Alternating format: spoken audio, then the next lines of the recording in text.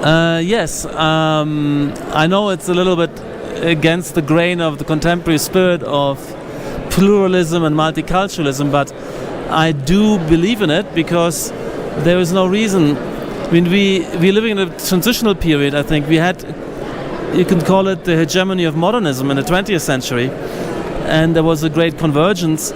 There was a group of people at the Bauhaus, Korb, Mies and Gropius, etc., and the pioneers of modernism, who developed a vision which was coherent with the civilization of the mass mechanical reproduction of the modern era, and this became compelling. This was the solutions, and why not then converge on something and leave older styles behind? Because now we have a pluralism, but it's a pluralism of retro styles. There's minimalism, which is a version of modernism. You could have, or neo-rationalism is coming.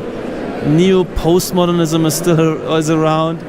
There's a few pockets of deconstructivism, but they're all retro. They're all doing things which could have done 30 years ago, 50 years ago, 80 years ago, or 150 years ago. So that can't be viable. And you have to realize that when I talk about the hegemony of parametricism is a very big tent. It is opening up so many avenues of research, of localisms, but of course 21st century.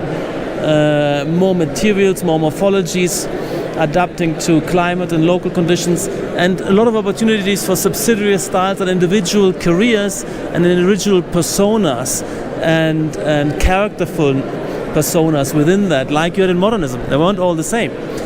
And I think that parametricism has a diversity of morphologies and creative opportunities which is larger than all the other styles put together, but nevertheless there are certain principles of seeking out resonance and continuities in an urban fabric, taboos of self-serving isolation of a stance, for instance, but also the requirement to work with sophisticated contemporary technologies, to make the building light, to make to adapt to sun directions with your facade and not have the same facade everywhere. And these principles, which they have their rationality, they will imprint a certain physiognomy, and you can see if somebody is 21st century or not. That's all I'm saying. So it shouldn't be a shock. It's not meant to be a kind of imperialist agenda, because I know it's not something which it's a collective project. It's a collective convergence.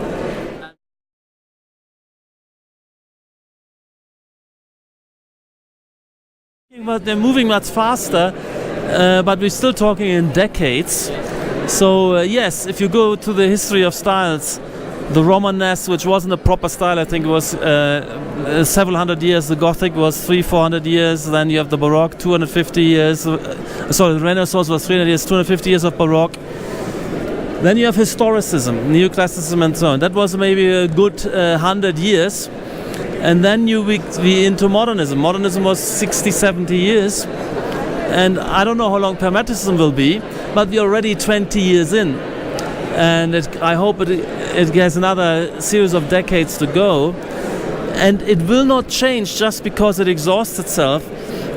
The changes of styles, there needs to be an external shock, a real change in the constitution of society and the way it's mode of operation, mode of urban living. And this has to be behind the big changes in epochal styles.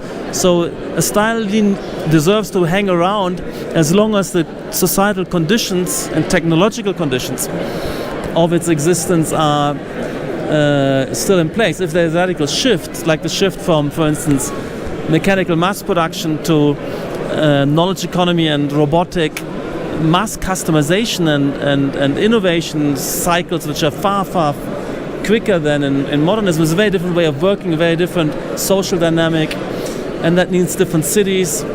And also for the expression of the architecture, new technologies, so steel and glass and concrete came in and made modernism possible, as well as a new society. So we need these reasons. Styles aren't fashions which change by the season. Styles are the material and patterned expression of a logic of a civilization, or the spirit of the age, if you like. And we are in a different age from the 1950s and 60s. There's no doubt.